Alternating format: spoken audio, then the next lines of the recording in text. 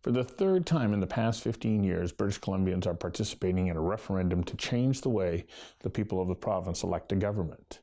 In 2005, the single transferable vote, or STV, was put to the people in a referendum that ran concurrently with the provincial election. The referendum required a supermajority that included approval of 60% of the voters overall and simple majorities in 60% of the 79 districts in order to pass. It fell short of the required 60% overall by an extremely slim margin. 4 years later, STV was soundly defeated. The current government says it's time to revisit proportional representation. It has scrapped the STV method and is providing voters with 4 options with a 50+1 threshold to pass. The first is to simply keep the current system. If, however, you think it's time to change the way we elect the people who govern the province, you're then asked to rank your pick from 3 options. Bill Tieleman of the No BC Proportional Representation Society is adamant that the referendum proposal is a bad idea. He campaigned against it in 2005, in 2009, and he's once again warning voters against proportional representation. We invited Bill Tieleman to join us for a conversation that matters about the case for no when it comes to proportional representation. Conversations That Matter is a partner program for the Centre for Dialogue at Simon Fraser University. The production of this program is made possible thanks to the support of the following and viewers like you.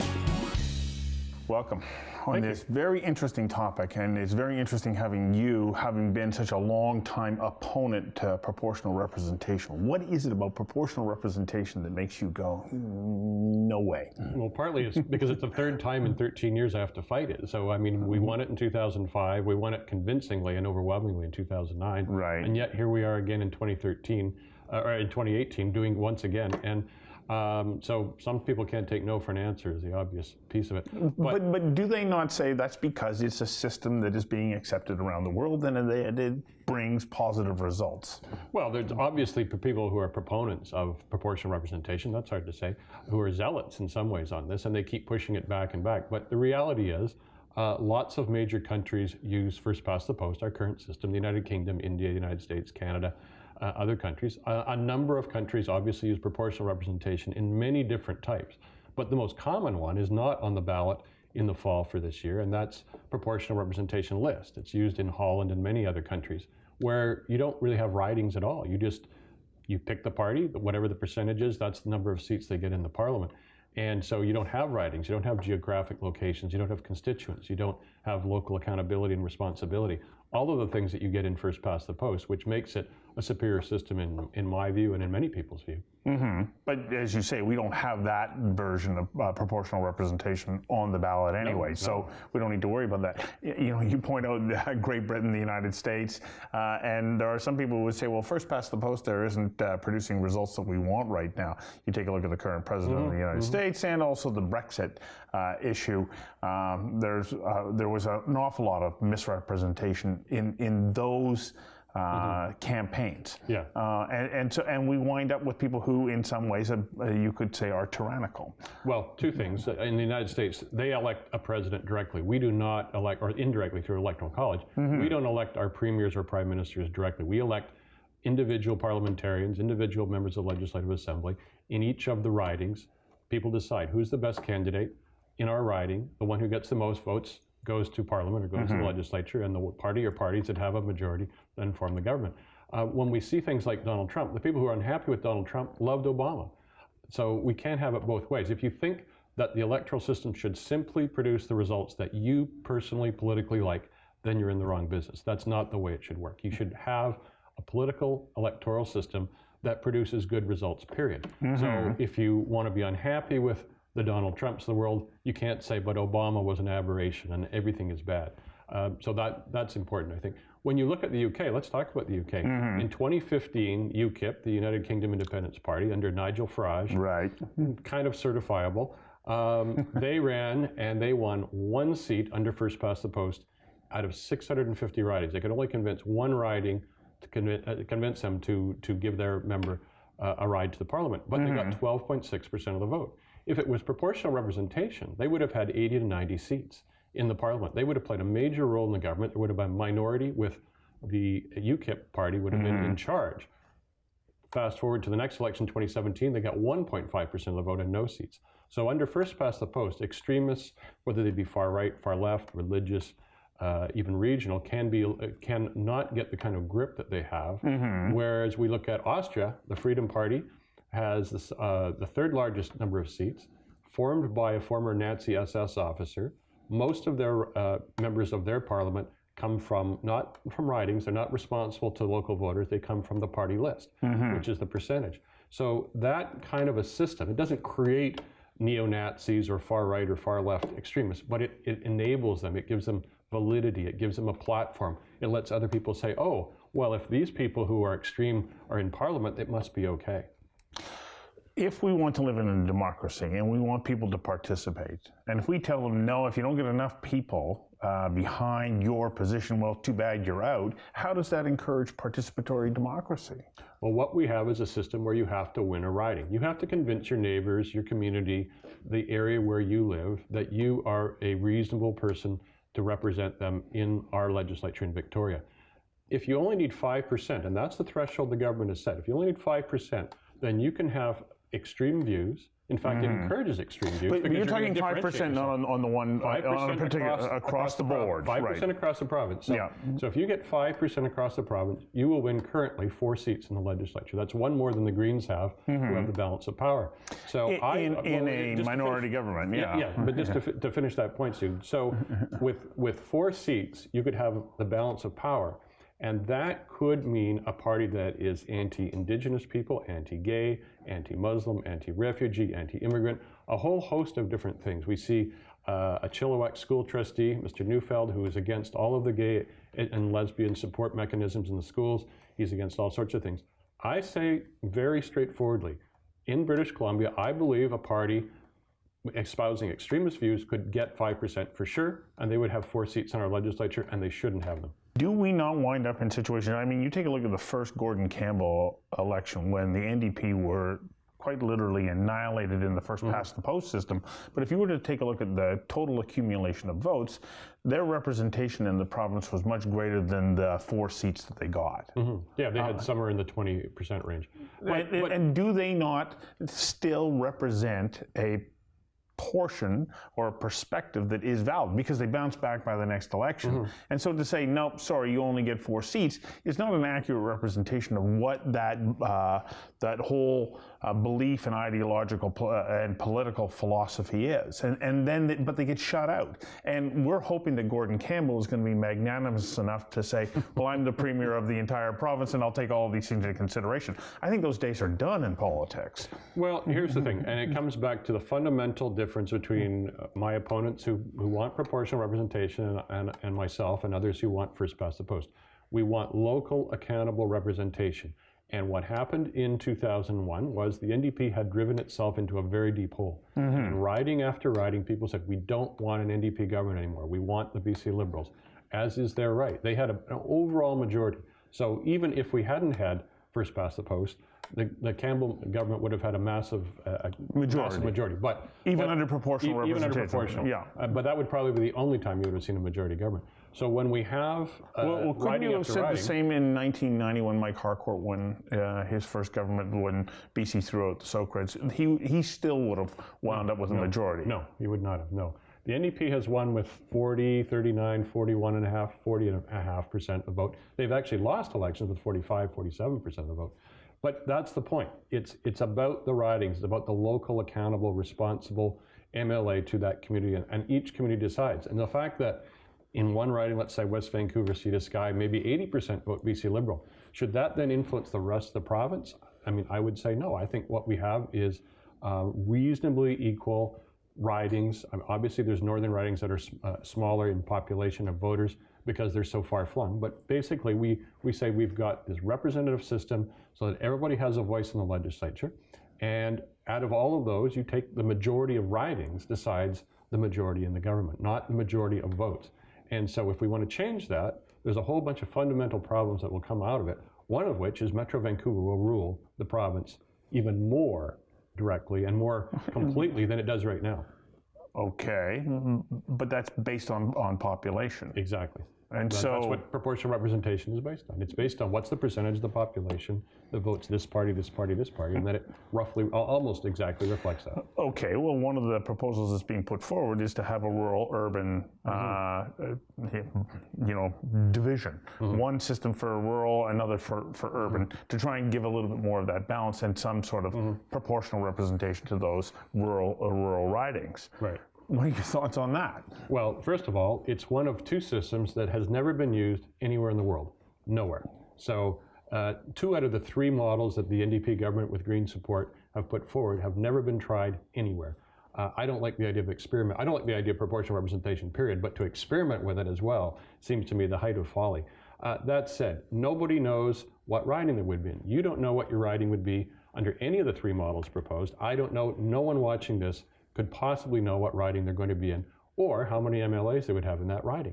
All of these details have been left out. There are no riding boundary maps. In 2009, with the single transferable vote proposal of proportional, we at least had riding maps. And people looked at that and they said, wow, some of these ridings are bigger than Germany. That doesn't make any sense. That's not the way to have local representation. And it was overwhelmingly rejected by 61% of the voters. So in this circumstance, we're saying, there's 2 of the models you've never seen anywhere else in the world. The third one's used in about 5 countries, Germany, New Zealand most prominently. And you don't know what the boundaries are, and you don't know what the details are. You don't know how the system will actually work. You don't know how many MLAs there'll be, but just vote for it and trust us. What could go wrong? Well, one of the things that I find interesting about this referendum versus the 2 previous ones under the Campbell administration is at least they put forward a plan and they said, this is it. Either you vote for it or you don't. Right now they're saying, do you like the current system? And if you don't, well, here are 3 choices. Make your choice the same way that you would on a proportional representation ballot, and then we'll figure out what we're going to do with it afterwards. Does that cause you concern? Enormous concern. And first of all, it's an all-party committee, which they say it's an all-party committee, which means it's a Green NDP majority. NDP Green majority will decide. So that would obviously shut the Liberals out of it and anybody else, if there had been there, out of it, number one. Number two, I'm not going to in any way encourage anybody to vote for any of those 3 options. We've in fact called on people to boycott them unless the government provides the details that we need to know of how the system would actually operate, open list, closed list. There's a lot of very complicated and confusing details in proportional representation. What the riding boundary maps are and how many MLAs there'll be. So, and all of those are missing. So I feel extremely uncomfortable with the entire thing. So we'll be calling on people to vote in favor of first past the post. And if you are in favor of first past the post, don't pick any of the 3. Well, you don't anyways. If you're in favor of first past, no, but you can. You can even vote still. I thought it was if you vote for first past the post, you go, that's it. See how confusing it is? No, you can vote in favor of first past the post, and then you can rank 1, 2, 3 the 3 options for proportional. So whether you vote in favor or against, you still have the opportunity to rank those models. Well, it seems ridiculous to do so. If you're in favor of first past the post, why would you spend any time or energy? Maybe you think one of them is a great system if you had to have it. But what's worse than that is when we get down to the actual counting of that ballot, if proportional passes, then we'll have 3 models, and you need to get 50%. So if all 3 have a certain percentage that's under 50, the bottom one will be dropped out, and the second choices of the people who picked the least popular method, then their second choices will be counted, and that'll determine what becomes our electoral system for an indefinite period. And again, with all those details, et cetera. So this is really, and then what does that mean? Well, let's say we have a 30 to 40% turnout, which is quite low, quite normal. It could be quite on a mail ballot, standalone ballot. So then if it's 21%, let's say 40%, be generous, 21% vote in favor, proportional, 19% vote against. So then, of the 21%, some fraction of that 21% is going to decide what our electoral system is. There is no threshold for turnout, so it doesn't matter if 10% turnout or 100% turnout. It doesn't matter. 50% plus 1, rather than in the past, under the 2 previous 2005 and 2009 referenda, it was a 60% plus 60% of the ridings had to vote over 50% in favor. So it was sometimes called a supermajority, but I would say it's a strong consensus for change. Just like we don't change our constitution in Canada without a strong consensus, and a lot of other things. In my strata, I can't pass a change to the budget during the year unless I get 75%, even if it's to replace my boiler. But we can change our democracy with a bare minimum and no threshold. So we everything you just explained to me, you explained it so quickly, I don't have time to comprehend it or to make sense of it. And I guess that's what you're in essence inferring, and I'm implying, is that this whole system is very complicated, very difficult to understand. Well, what we say is it's complicated and confusing. It also guarantees perpetual minority governments, which means instability. In Italy, they had 65 governments in 70 years under proportional representation. In Germany, it took them 5 months to come up with a government. In Belgium, it took them over 500 days to come up with a government. So we have those issues. Instability, political instability, is not good for the economy, it's not good for jobs. When people don't know who's going to do what. We saw here in British Columbia, a little example. We've only had one minority government in 65 years under first past the post, the current government. Andrew Weaver decides he wasn't want to go along with a lot of things the NDP wanted, even though they got over 40% of the vote and he got 16. He says NDP campaign promises are irrelevant. Mm-hmm. And he decides who becomes a premier. He decides on the policies. He negotiates in a backroom deal with the NDP exactly what they will and will not do for the confidence and supply agreement. That's what happens in proportional representation countries every single time. And when things don't go right, they do it all over again. So you're taking power away from voters and giving it to political parties. Under mixed member proportional, one of the three systems that's proposed, the only one that's been used anywhere, 40% of the legislature will consist of party list MLAs. Those will be MLAs with no riding. They have no accountability or responsibility to local voters. They are simply top-ups to make the party match its percentage in the popular vote in the legislature. So in that list, what's the difference between an open list and a closed list? Okay, and an open list, well, first of all, each party will list its priority candidates. So you can never get rid of the leader because at the top will be John Horgan, Andrew Wilkinson, and Andrew Weaver. So even if they lose their seats, they'll be at the top of the PR list. So then they'll go into the legislature that way. But in whether it's regional or provincial, which hasn't been decided, the list you can have a closed list where the party decides the order, and then the voter just votes for the party, and that's that. And what's your concern about that? Like, I have concerns about that. Well, I go, hang on a second, how do I even know who I'm voting for? Well, you could have a list. I mean, even if it's regional, you're going to have 10, 15, 20 people in each region. If it's provincial, you'll have up to 90 or more, because we'll probably increase the legislature to 95 MLAs. They can increase it by, it's 87 now, it could go up by 8.